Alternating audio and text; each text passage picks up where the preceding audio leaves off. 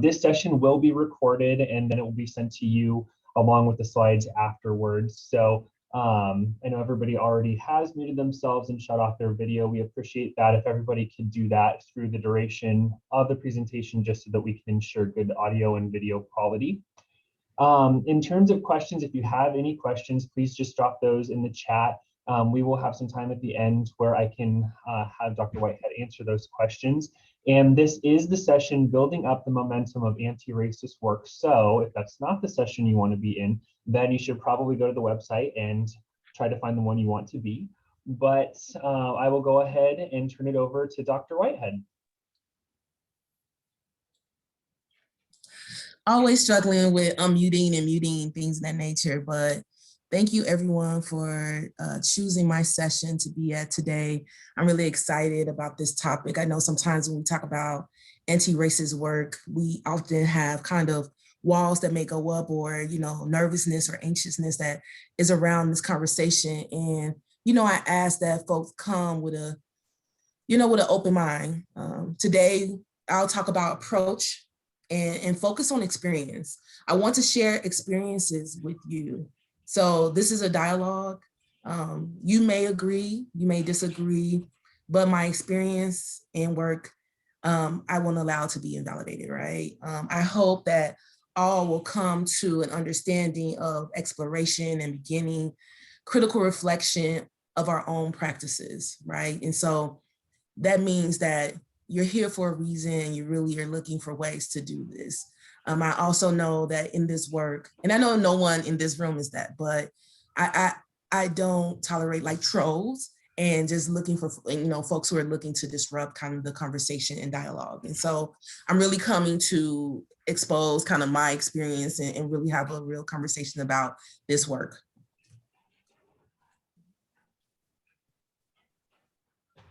So before we jump in, I want to give trigger warnings. I recognize that some of the content and conversation we have today may be triggering for folks.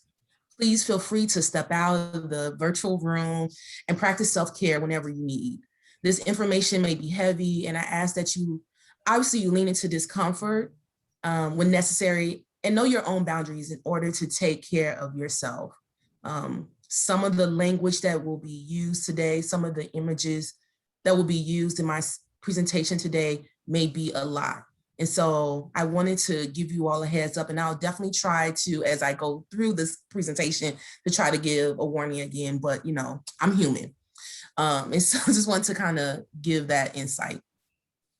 And so the community agreements that I have today is really around sharing responsibility for the success of this session. You know, move up, participate fully, but evenly.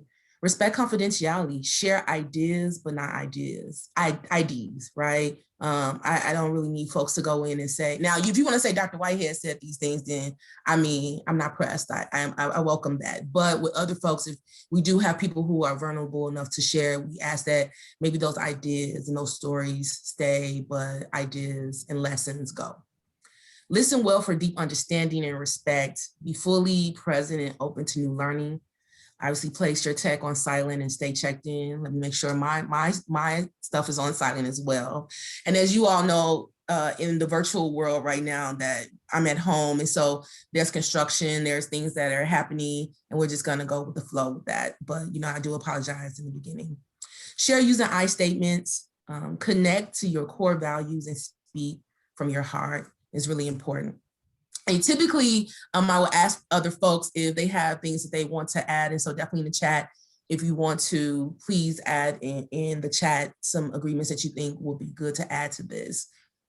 But it's so much information, I'll be kind of going through these slides pretty quickly. And I want to make sure that I have time for you all to engage at the end. And so this slide that I have up right now is really giving a visualization. And for folks who may not be able to see this, there is a map of the United States of America that initially is blue. And the blue represents indigenous land. And the blue begins to disappear into white and then then there are speckles of red, and those are reservations, right? And so there's a real visualization of the theft of indigenous homelands from 1776 to present.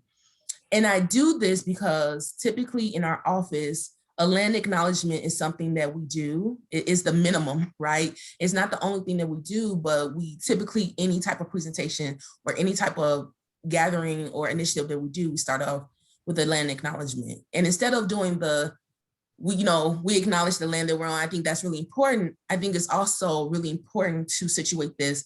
We're talking about anti-racist work. There's a history that needs to be known as we move forward. And so, this is a visualization. And so for me, I want to center this conversation around settler colonialism. Settler colonialism is an ongoing system of power that perpetuates the genocide and repression of indigenous people and cultures, right?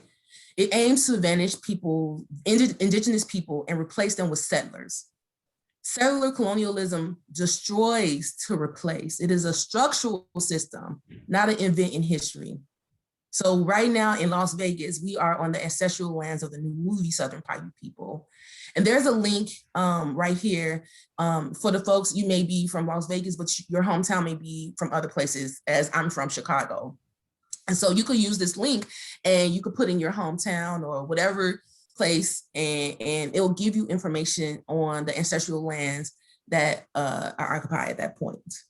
And so when we talk about land acknowledgement, I think it's really important to understand that there's a real history, a real system, a structural system that is set up to erase cultures, right? Its logic of elimination requires the removal of indigenous peoples of a territory by any means necessary. It's homicide, child abduction, religious conversion, reprogramming. And reprogramming typically happens via missions or boarding schools. And the Madrid's of forms of assimilation. Again, settler colonialism destroys to replace, right? And I want you all to keep that in the forefront. So when we talk about land acknowledgements, it can't just be, we want to acknowledge this land, we need to also acknowledge the history, but also acknowledge the indigenous intellect, right? The indigenous knowledge that is also current, right? That this is not just something in the past that we can forget, but it's also current today. So oftentimes when I show this, is about acknowledging human life and the impact of the system, and that we all are a part of this system that perpetuates these things, right? So we're currently on land that is occupied and that is stolen. And so we have to definitely think about what that means in the daily work that we do. So the flow of today is, we'll go with kind of desired outcomes, the importance of centering history, understanding anti-racism, the implications, anti-racism implementations, and some self-reflection exercises and Q&A. And so we may not have enough time to kind of go through all these in detail, because obviously this topic could take multiple days a week. It could be a semester, honestly. And so I just want to be clear that this may happen. And so the desired outcomes is, have a common language for talking about anti-racism, shared analysis and concept for examining anti-racism within our work, tools, resources, and exercises to practice addressing anti-racism through an anti-oppressive approach. So right now, right, this is one of the images that I say may be triggering for folks. But there's an image that exists right here. And in the chat, I would love to see, what do you all see when you see this image? What comes to mind? And as you all are typing, or you're not typing and you're processing, or you're taking it in, that's fine as well. But there's a lot that goes into this one image. And it is talking about our educational system, right? And it talks about any system, any institution. And there's a real history, right? The importance of history, because the policies that we have today didn't just exist right now. They didn't occur. We have to acknowledge that higher education, and typically education, was created for wealthy white men, right? And so when there were policies and practices created, people who look like me was not in mind, right? And people who look like me was in a very different situation, right? That's why I say situation. Anybody who has issues with AV, take it up with someone else. But And that when you look at this, right, we're talking about access, we're talking about environment, we're talking about culture, right? We're talking about what are standards that are being set for folks, and understanding that when you're working in an environment that was created for certain people and not others, we have to do a real evaluation of the things that we do. And we'll get to that point towards later to the end. But I wanted to keep that in mind, and hopefully these images stay in there with you. But American universities were connected to slave trade, right? The financing, the upkeep, all these things were connected to the enslavement of African, the stolen land of indigenous people, right? That the creation of these institutions were at the heart of eradicating, destroying, and murdering folks, BIPOC people, right? Colleges and universities built curricula and performed research that supported the enslavement of Africans. Money from the African slave trade and slavery financed institutions of higher education. Scholars believed in racial inferiority, right?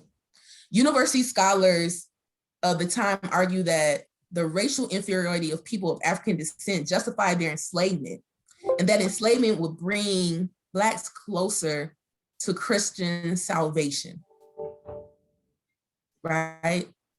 And so thinking about these things, this is things that are institutionalized. People are learning, people are being taught, people are saying this is the truth, these are the standards, this is the fact, that people are inferior, that people have to assimilate. So the creation, understanding of the institution of education in the US is assimilation, right? State schools established for whites maintain racially exclusionary practices towards Blacks until forced to integrate by the Supreme Court, ruling Sweat and Painter in 1950 and Brown and Board of Education in 1954. That wasn't very long ago, some of the institutions are older than those things. And so when we really think about anti-racist work, we have to understand the importance of history. How did we get here, right? And I think it's really important to understand that. So then to go further, the creation of systems and power is a part of history. The impact and influence in higher education. Who were in mind when these institutions were created? What does that have to do with today? That's the past, right? What does that have to do? And so there's the importance of understanding racism, bias, and microaggressions before we even get to anti-racist work, right? Racism is different from racial prejudice, hatred, and discrimination.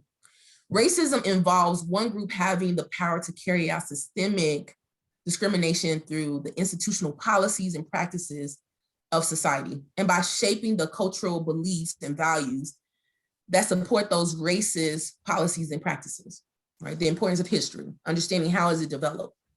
Racism equals racial prejudice plus social and institutional power. Racism is a system of advantage based on race. Racism is a system of oppression based on race. Racism equals a white supremacy system, right? And oftentimes when we talk about white supremacy, folks confuse that with white supremacists. And I often get in conversations around this, while one impacts the other. When we talk about white supremacy, we're talking about structures, we're talking about systems, right? Implicit bias, also known as unconscious or hidden bias, implicit bias are negative associations that people unknowingly hold. They are expressed automatically without conscious awareness. Many studies have indicated that, implicit bias affect individuals' attitudes and actions, thus creating real world implications. Even though individuals may not even be aware that those biases exist within themselves. Notably, implicit biases have been shown to trump individuals' stated commitments to equality and fairness, thereby producing behavior that diverges from the explicit attitudes that many people profess. I'm a good person. I'm not racist. And people don't understand that they hold these biases, right? In interpersonal interactions, within positionality, within their positions, right? How these biases, how does identity show up in the decisions that we make is really important, right? To take a pause and really think, how is that real? Microaggressions are the everyday verbal, nonverbal, and environmental slights, snubs, and insults, whether intentional or unintentional, which communicate hostile, derogatory, or negative messages to targeted persons based solely upon their marginalized group membership. How do we communicate these things? What is the discourse around a lot of conversations that we hold in our office about students? What students are the good students, what students are not? How do we create our standards? What do we measure it by? It's important, how do these biases, how does this understanding of racism and other things really impact our day-to-day work? And so understanding the importance of history and these other things that impact what we believe in, there has to be an understanding of anti-racism. And oftentimes I hear people use these words like buzzwords. It's very much performative. And again, anti-racism is truly at the heart of dismantling and disrupting oppressive systems. And the problem often comes because some people think their systems are not oppressive, right? And so that is in lies where the history is important. Who created these standards? And who said the standard is that, right? And so when you start really looking at the history of things and you're understanding where it's coming from, then you know a lot of policies that we have and we abide by are inherently, unfortunately, racist, right? And so, some people like Brene Brown, some people don't. What I like about this is how she's able to talk about power over versus power with, and then versus power within. And oftentimes I hear, well, I'm not racist versus anti-racism, right? Power over is being right instead of getting it right. It is often a culture of fear when there's this power over, right? We often use policies to condemn people or to devalue them, right? Policies are not often in place to ensure we are removing these levels of bias and things in that nature. It's often not created in a collective understanding, right? Understanding and knowledge space. It's often created to say, these are the things you cannot do, and these are the things you can do, and it's very limited, it's not fluid. And so power with is, we're shared with others. It's built and maintained collaborative. It requires trust. And people have to understand, because you have a title doesn't automatically mean you get trust. So as a director of student diversity and social justice, I don't assume that students are just going to come to my office because I have a title, right? I still operate as the institution. And so what am I doing to build that trust, right? That's not just solely performative, right? There's this shared decision. In our office, we say we are student-centered. We can't just say we're student-centered and then erase student voice, right? When it comes to real decisions in our office, they are the folks that we are amplifying their voice, and they're the ones who are the decision makers, right? The folks who are the most marginalized, we're making them the decision makers, right? I have the power to make that decision move, but really when we're talking about thinking about who are making decisions, we have to think about that. So, once you all get this PowerPoint, there is an organization that has really done this work to evaluate the work that they're doing in their policies and practices, right? And, not racist, focus on the person and the identity. And anti-racist is someone who is supporting an anti-racist policy through their actions or expressing anti-racist ideas.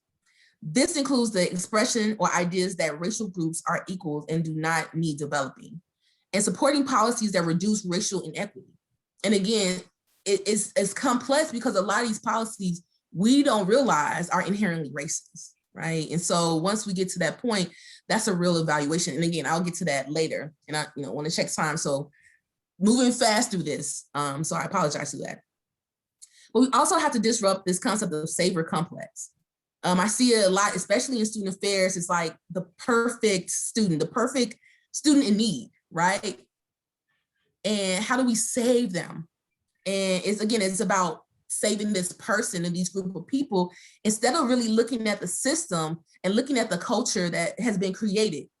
Are folks being able to come into an environment unapologetically themselves? Or do they feel like they have to assimilate, or that they have to hide who they are, or I have to leave my identity at the door? That's unrealistic. So instead of focusing on I'm saving these folks, What am I changing about my culture, my approach, my policies to ensure that folks, when they walk into or, enter into my space, that they feel like they're valued? And always centering the voices of the community's most marginalized is really important. And this topic around anti-racism, sometimes we don't even realize around discourse or language, how we're using terms to perpetuate white supremacy. So, there's language I cringe when people say at-risk students versus let's talk about cultural wealth. What do these students bring? And so Gloria Lance Billingsley, she talks about achievement gap versus education debt, right? The article argues that there's a focus on the gap. The gap is misplaced. Instead, we need to look at the education debt that has accumulated over time. This debt comprises of historical, economic, social, political, and moral components, right? So instead of focusing on these at-risk students, that as if these students have, a deficit and coming from this deficit framework, and really focusing on that these folks have, and these students have cultural wealth, and that maybe it's the actual system, maybe it's actual program, maybe it's actually the initiative that is problematic. So what do we shift? So even when I see these charts and people want to talk about students, it's like, the achievement gap and people are not achieving, these are students at risk. My identity is not at risk. Me being Black is not a downfall, but the institution that is set up is not conducive to my well-being. So let's be real about that. And so one of the things that I've always been interested in is even more depth is anti-Black racism, right? And there's been this conversation around Afro-pessimism. It's a theoretical framework, and it talks about how Blackness through the slave Atlantic, Afro-pessimism is that Blackness through the slave Atlantic trade, that Black people was transformed from people to property, right? When we talk about history and understanding how those concepts really impact our work, folks become a number, folks become property, folks become, right? And we're not really looking at humanizing our experiences, but we are looking to change something that we own, right? And so it is really looking at how do we shift our understanding. So let me see if I want to show a video. And I want to give kind of a trigger warning disclaimer that this video may be triggering for folks, and do what you need to do to kind of keep yourself together. So let me just say that I am a very beautiful person. I'm sweet and intelligent and funny and awkward. And I just had to say that only because I'm a little tired of this stereotype about the angry Black woman, whoop-de-doo, right? Because as you can see, I am Black and a woman, and I'm not angry at all. Hell, I'm pissed the fuck off. I'm mad as hell. I'm so mad. I'm getting ready to break my foot off in everybody's ass, but pretend this is class so I can tell you why I'm mad at the education system. Mad because education is the key, yet they keep the poor locked out. They get hand-me-down books and hand-me-down chairs. Hand-me-down teachers who give them hand-me-down stairs. I'm pissed off at gentrification. Pissed that the rich be Robin Hoods and mad that Robin Hood was just a motherfucking myth. I'm mad because Barbie is a standard of beauty. I hate that fruits and vegetables are so damn expensive. So how the poor gonna eat healthy off some damn tater chips? I'm mad that the government and media are controlled by the same people, and those same people are the same people who control everything. I'm mad women get raped. I hate that I only got 3 minutes to say this poem, and I got about 10 minutes worth of angry. I'm mad that I can't say that I am a socialist out loud. Mad that the gay and lesbian can't be out loud and proud in the military, and pissed off because only 28 states allow everyone to unite in holy matrimony. And while I appreciate civil unions, fuck civil unions. If I move to another state, then the state of my super union is at stake. So what good is that gonna do for me in the state of Wyoming? And believe it or not, I'm still pissed the fuck off about slavery. That's right, I'm still mad because I still pick cotton off clothes racks and ever rack up reparations. Mad because niggers call each other niggas, and sick because any minute sister girl's gonna turn around and call me a bitch. I'm mad at black men for reasons I don't have time to list. I'm pissed off at hip hop. I'm pissed off at black on black crime. I'm pissed off that Ricky Rose got all the crack and we can't turn that shit back. I'm pissed the fuck off. I'm mad because above everything, at any given time and in any given space, I, as a black woman, can suffer from racism, sexism, homophobia, classism. I can be raped, beat, be burned alive, and no one, not a single soul will look up to acknowledge my absence from this universe because I am insignificant, because I am a black woman. And finally, you see, I have every right to be pissed the fuck off.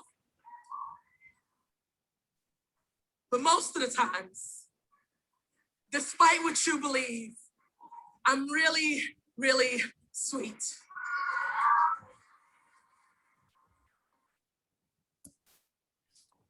So in the chat, if you could just tell me kind of your initial thoughts. What are you feeling? Words, emotion? What comes to mind when you see this video? And I'll tell you, I've watched this video maybe 300 times and I still get chills watching it. Because it's so real. And when we talk about anti-racist work, we have to understand that this is human work, right? That there are real humans impacted by it. There's real implications in why this work is so important, right? It's not just this, oh, representation matters and diversity is cute. It is saying that there are systems that are intentionally violent towards me. There are institutions and systems that are literally trying to kill me, right? And so I think it's important when we do this work that we can't take any approach or, process and think, oh, it's just minimal. Because as a Black woman with multiple marginalized identities, as well as privileged identities, when I bring something up, do you know how many times things have probably occurred before I even built the courage to even say something? So it's real when we're in these spaces, having to be the people to represent all diversity. And let's also be clear, all skin folks ain't kin folks either. So I want to be real with that. And just because someone looks like me does not automatically mean that they need to do this work.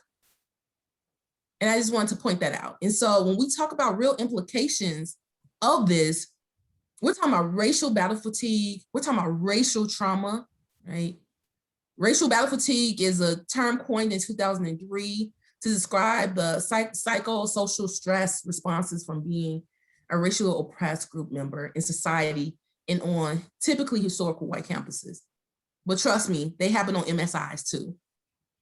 They happen at HSIs and unappeased institutions.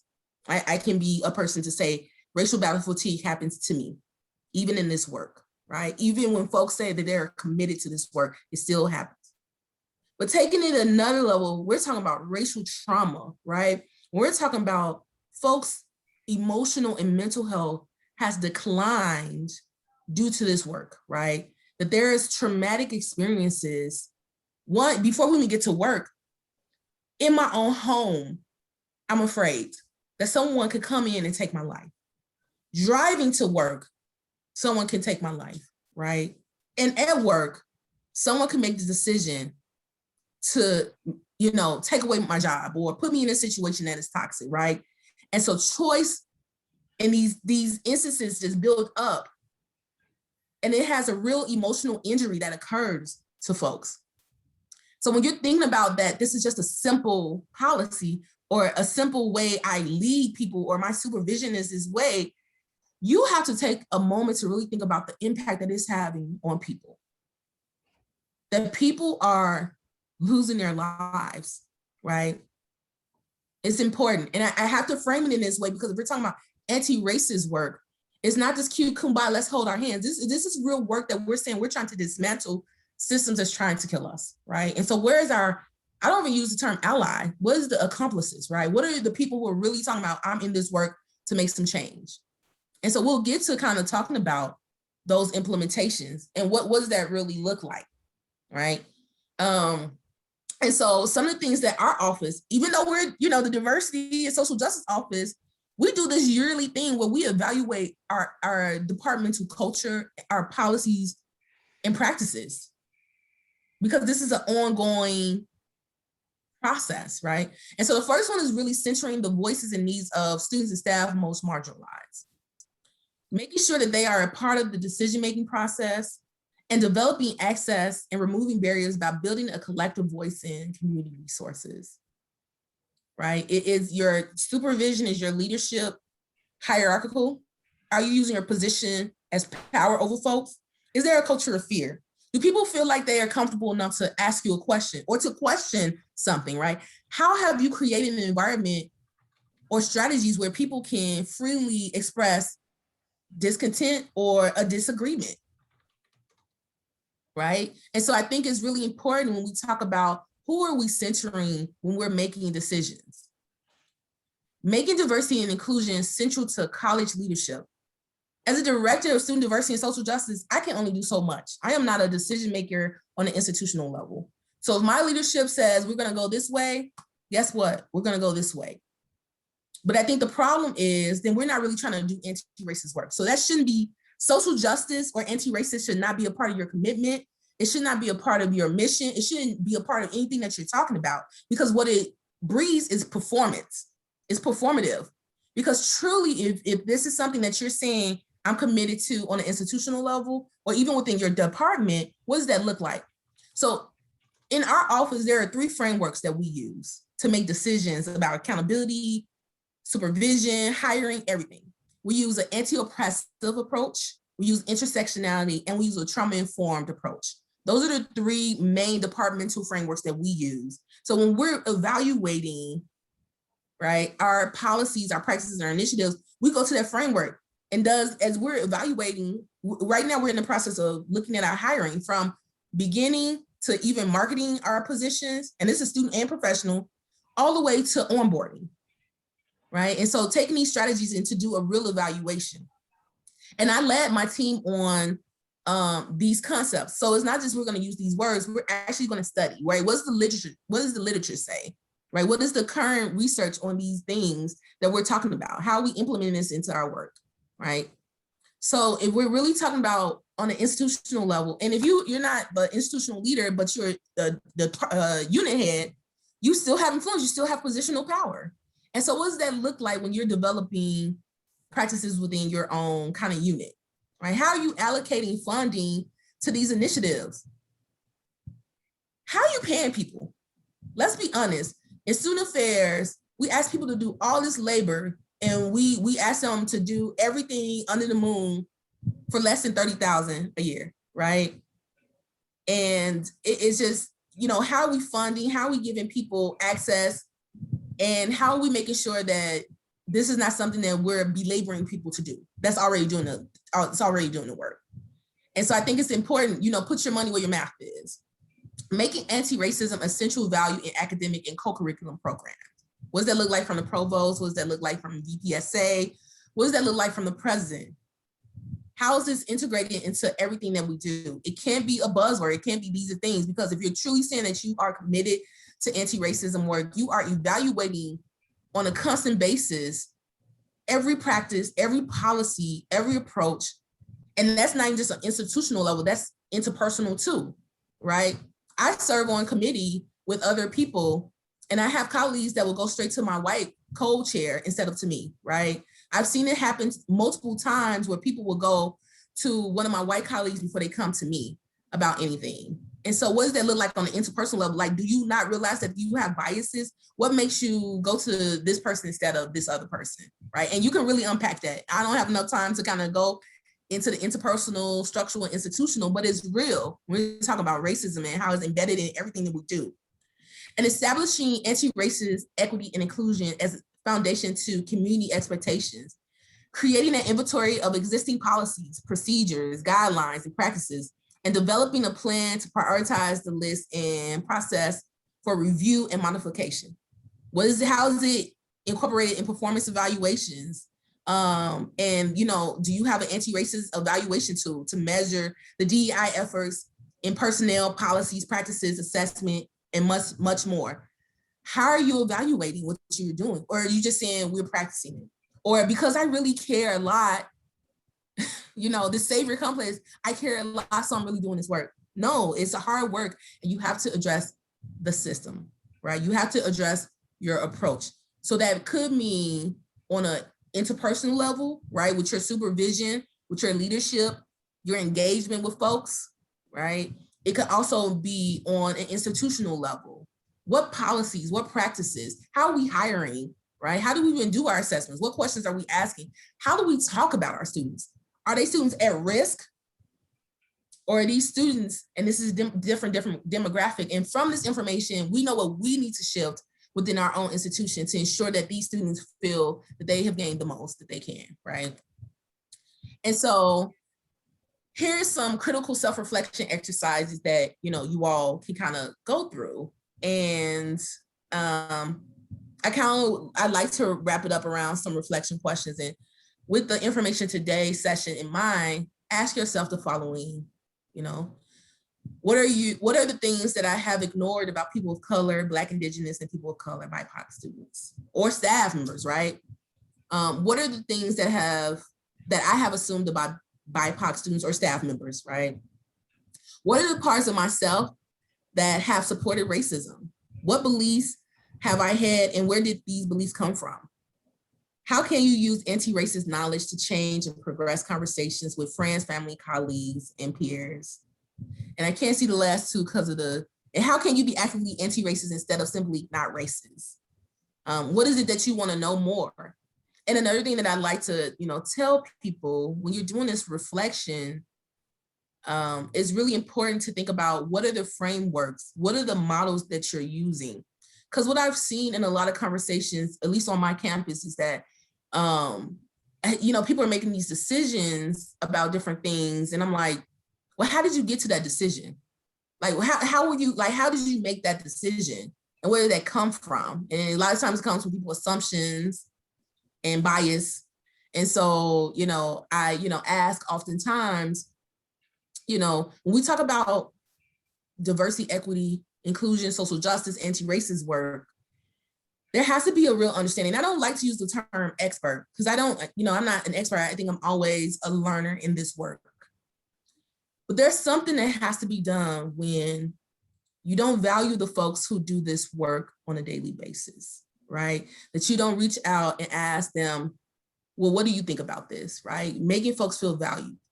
I could never go into an engineering class and say, I'm teaching this engineer one-on-one class.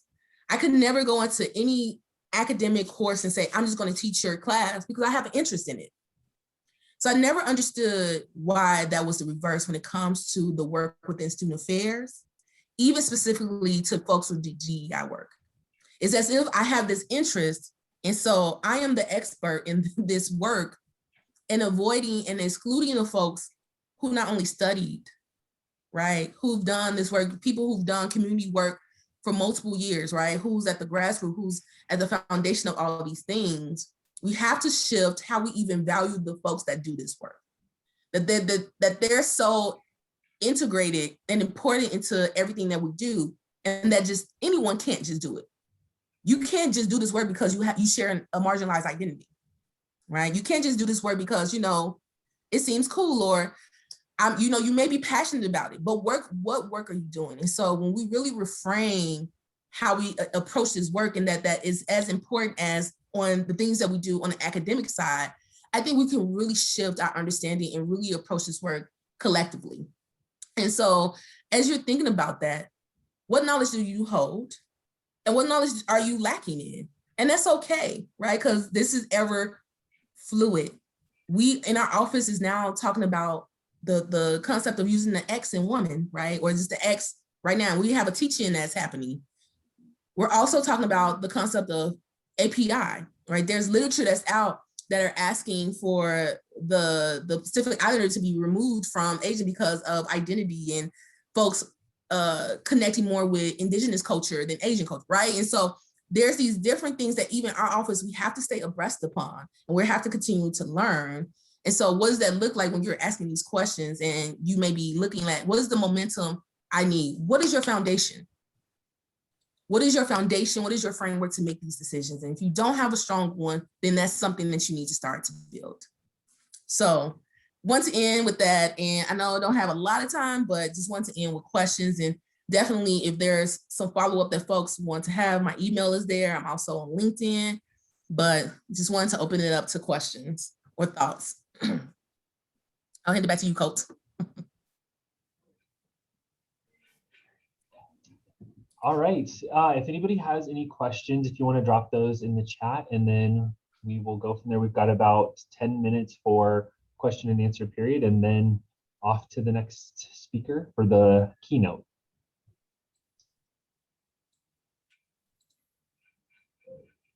And Mary, can you see the chat? Yes, I can see it now that I'm not like sharing the screen. Okay. I know people sometimes are shy to ask questions.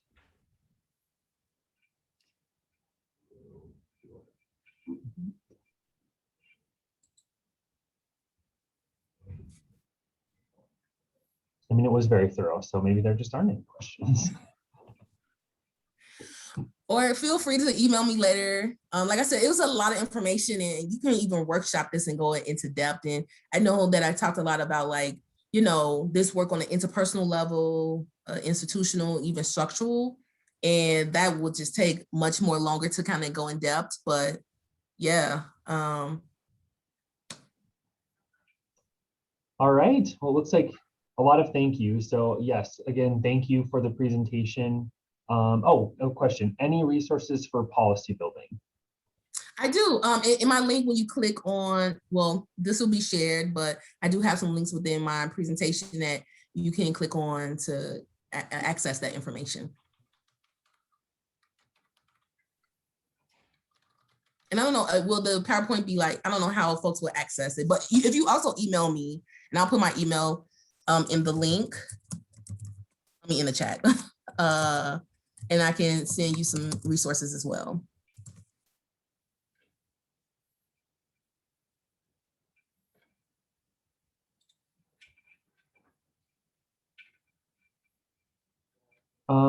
Asking if you could put the last couple of reflection questions in the chat. Or sorry, back up, either in the chat or back up on the screen. Okay, I could put it in the chat. I'll put all of them.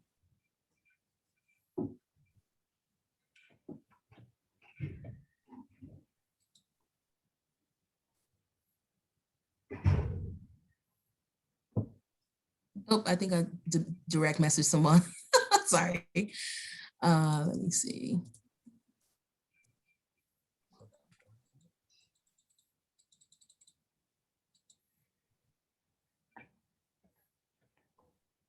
Someone asked, how do you start the convo for people who don't have the correct knowledge but are doing the work to ask them to not?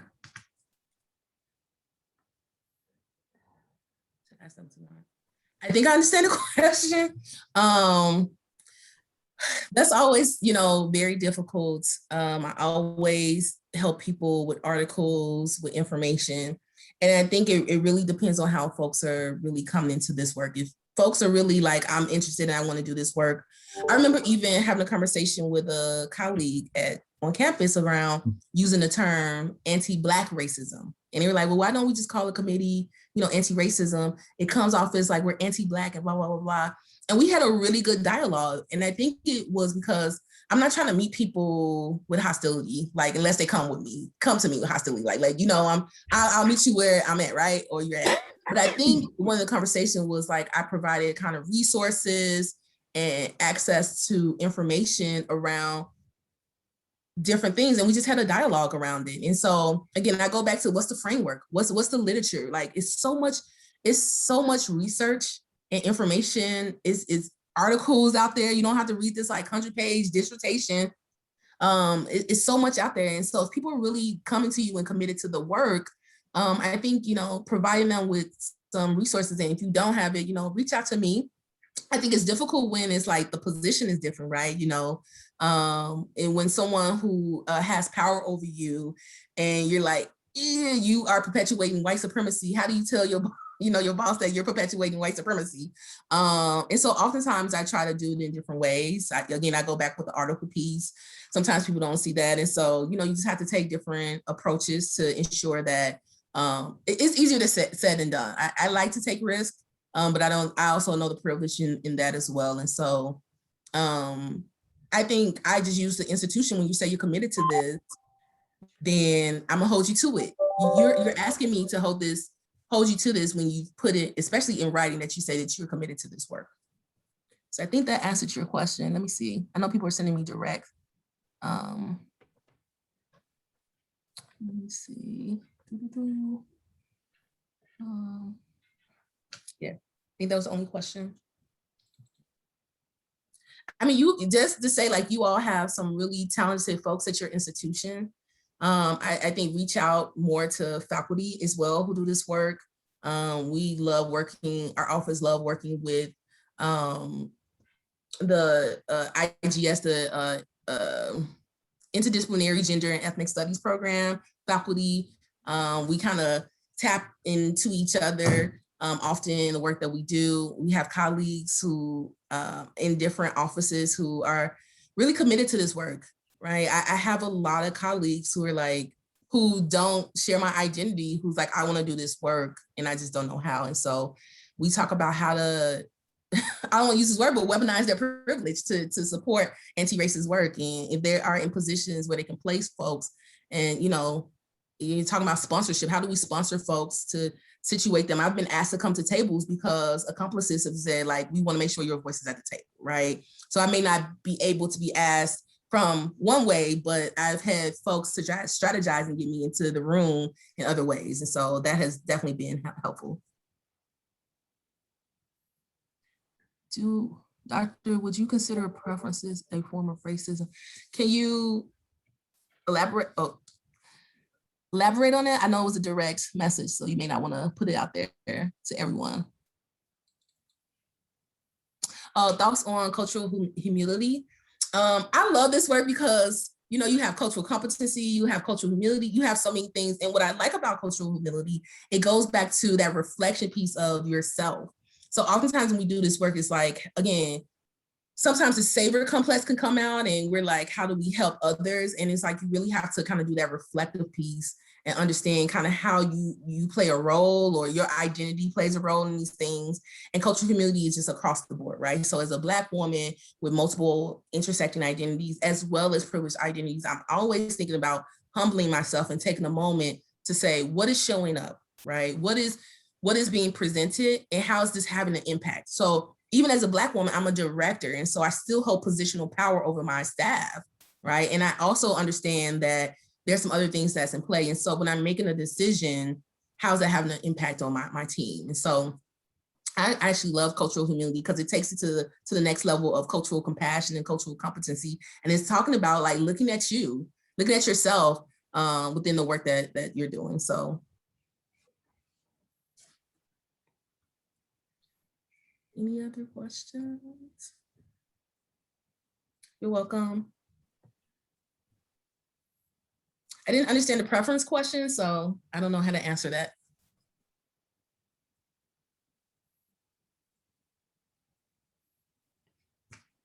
Now, thank you, everyone. Thank you for coming to my session. Yes, thank you, everyone. And if you have any other questions, if you want to email Dr. Whitehead, and hopefully everybody has copied the questions down that she posted. If not, again, this will be shared. So I guess go ahead and we'll log off here and you can jump on into the next keynote speaker presentation. So thank you very much. Everyone.